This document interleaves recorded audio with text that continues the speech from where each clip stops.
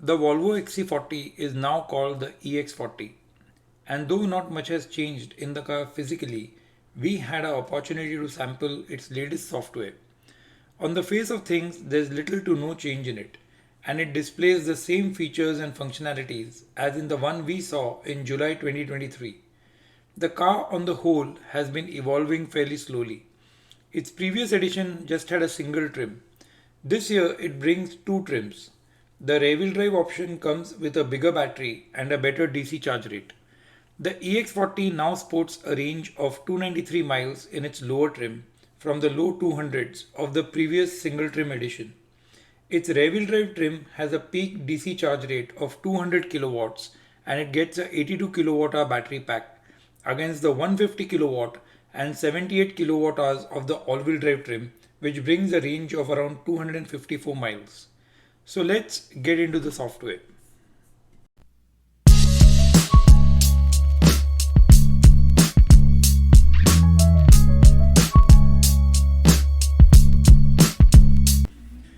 The main menu on the Volvo Android has a driving menu on top that shows two driving modes, the standard and the off-road.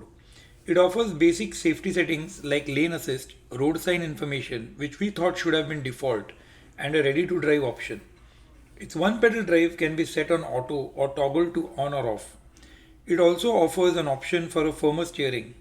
The charging menu displays the state of charge, followed with an option to set the charging limit in percentage, a current limit in amps with the default at 48 amps, which is pretty much standard now for home EVSCs. It also has an option to set a timer. The sound menu carries settings for the sound in the cabin, that's followed by the connectivity menu that offers Bluetooth, Wi-Fi and SIM card options. The control menu has options for the mirrors, the wiper service position and for the wireless phone charger in the controls sub-menu.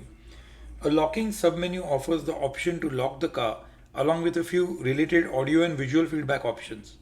Add a rear seat reminder. The trip information can be set on the instrument cluster and there is a sub-menu for the interior lighting of the car. Driver profiles can be created in the profiles along with connecting the app and keys to specific drivers. The system menu enables setting the units of choice, language input and date time that's very typical of an Android system. This menu also enables managing the software and security updates along with options for managing the data storage like music and audio files, apps, etc.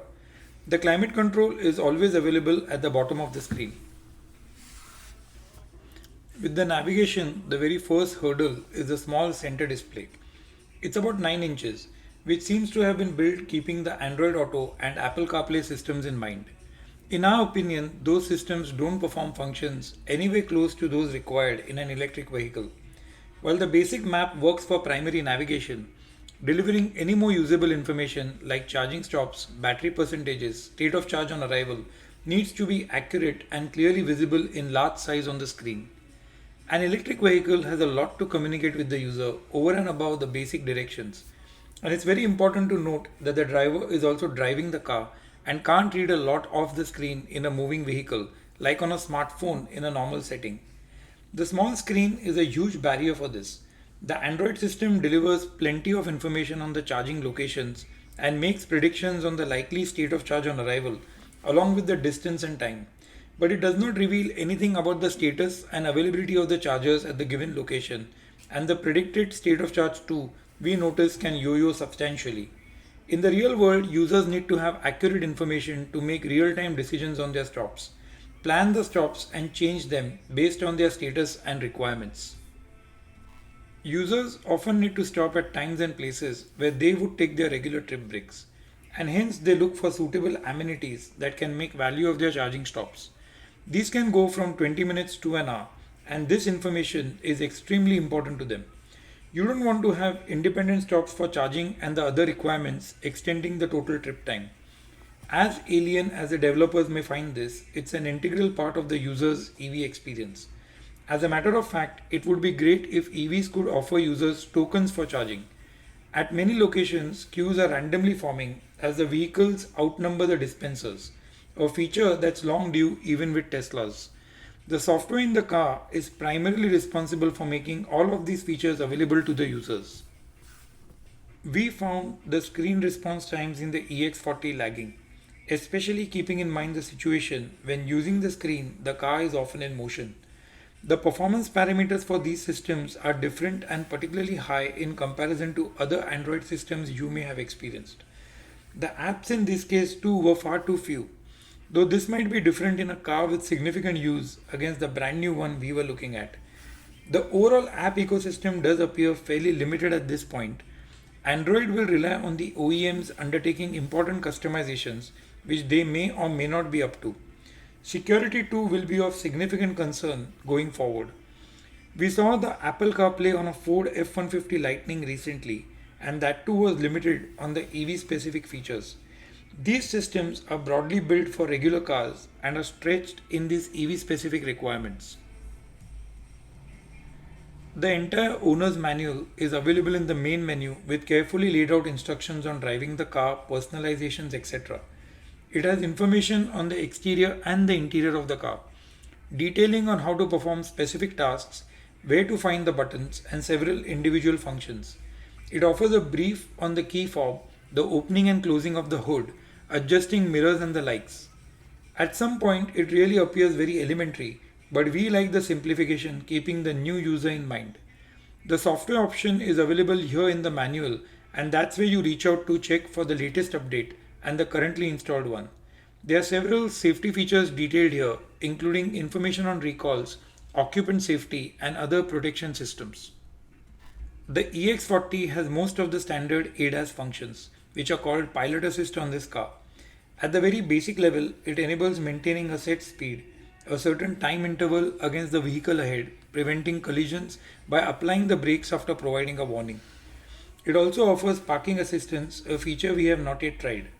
It offers cruise control, speed limiter functions, blind spot information, distance warning, cross traffic alert, and rear collision warnings.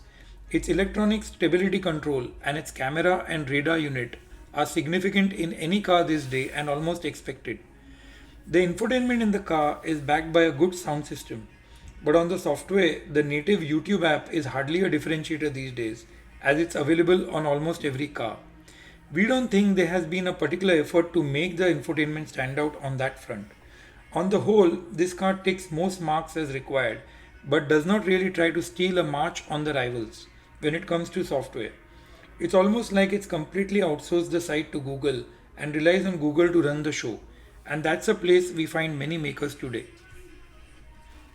The Android software in the Volvo EX40 is gradually improving in comparison to yesteryears, but it cannot be relied upon for good trip planning, and the likely frustration for users using such systems can turn them against electric vehicles themselves, and it pretty much has.